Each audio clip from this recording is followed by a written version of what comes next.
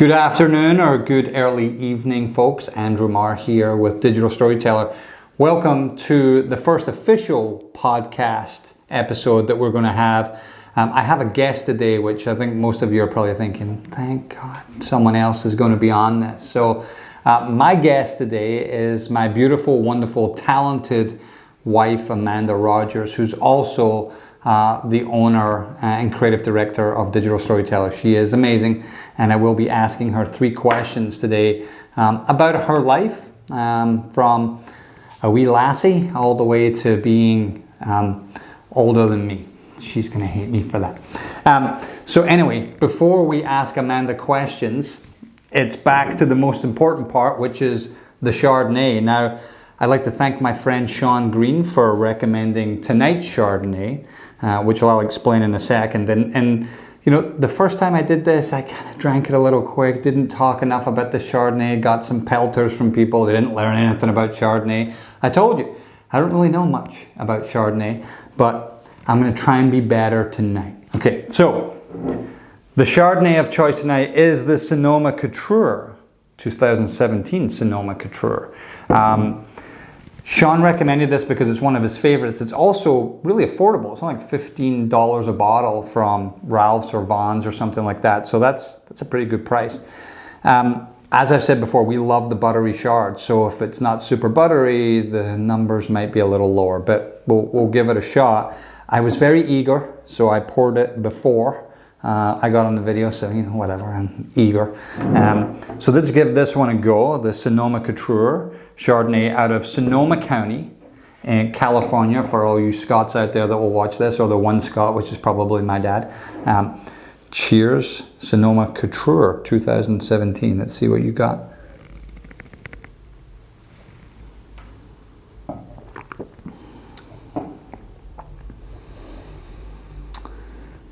It's not as cold as what I would like, but that's on me for not putting it in the fridge beforehand.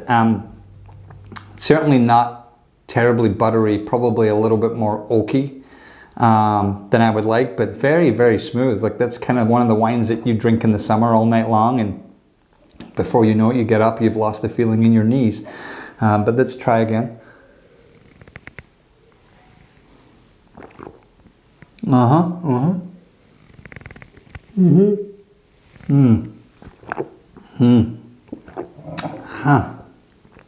Oaky, a little more oaky indeed. So if my scale last time of 7.4 might have been a little high with the previous Chardonnay, but this is certainly a summer Chardonnay that you can drink all day long. I would give this one 7.7 would be the Sonoma Cutrer. So now to the main part. I will introduce my wife, Amanda. Good early evening, folks. Andrew Marr with Digital Storyteller here. It's the first official episode of our podcast. And I do have a very special guest. It's the founder of Digital Storyteller, and more importantly, my wife and best friend, Amanda Rogers. Welcome to our first official podcast. Why, thank you. I'm very excited to be here. I feel like you maybe got a head start on me.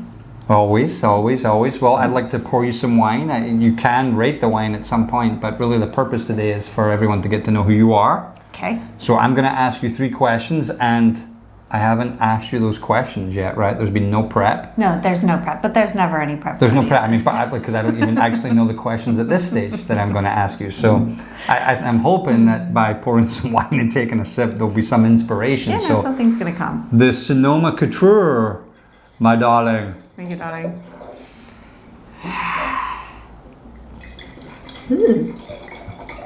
You like the Sonoma Cutrer? Yeah, I like that. That's good. You like it? Yep. What's good about it?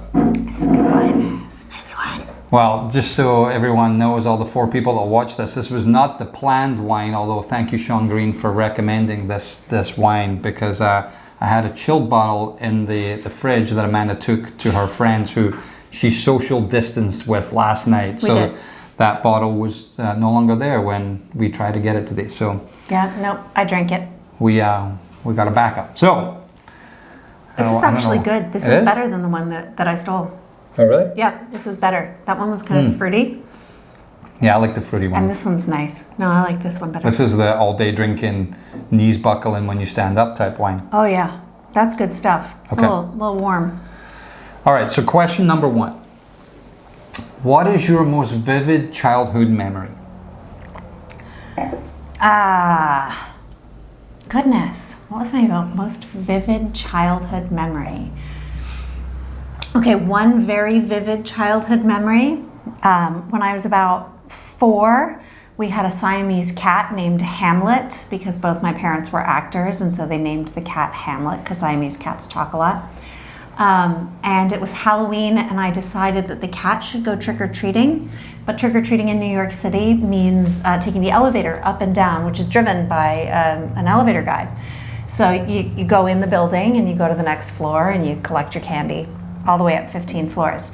So so it wasn't crazy. I wasn't thinking I was going to take the cat outside on the street, which would be nuts. I was being responsible. Mm-hmm. I got my baby doll stroller, and I took our Siamese cat, who at that point was quite old, and put a baby doll hat on him and a baby doll dress and booties on him, and then strapped him into the stroller. And I think the reason that the memory is so vivid was my father's reaction as I pushed the baby doll stroller down the hallway, headed for the elevator to go trick-or-treating, and the cat let out the Siamese war cry, which is like, it's like deep and horrible. Wait, how does that go? It's a really angry cat sound. And I just remember my father, who is this massive man, and continues to be a massive man, running towards me and being in the hallway and sort of being a little intimidated. And I don't remember anything after that. He may have beaten me to death. I can't remember. This is not an official question, but were there any more cats after that? Mm-hmm. Like, Fluffy. They trusted you with cats? Raging, horrible cat after that. And we do not promote cat cruelty in our family, just so everyone knows. We have a cat. We have a cat. It's kind of cruel. The cat let me. I think that's the weirdest thing about that. The cat would let you do that. Yeah. Cats don't let you pet them for more than 5 seconds. Most cats don't. Cat let me dress him up. He loved me. Wow. All right. Okay, there we go. Question number 1. Now to question number 2. Okay.